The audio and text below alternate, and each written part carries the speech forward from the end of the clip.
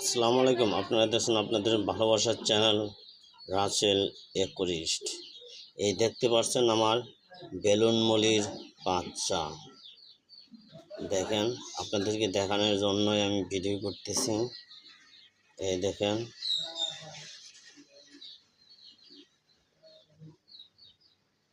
দেখেন গ্রিন অরণ্যের ভিতর দিয়ে ওরা ঢুকে রয়েছে।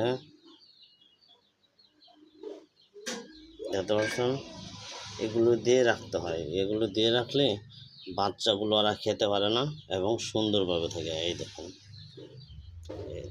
ক্লিয়ারভাবে দেখায়। ঠিক আছে, দেখেন এখানে ব্ল্যাক আছে, সাদার মধ্যে আছে, অরেঞ্জের ভাব আছে। দেখতে পাচ্ছেন বেলুন মলি। তো এইটাই আমার প্রথম সাফল্য। আসসালামু আলাইকুম।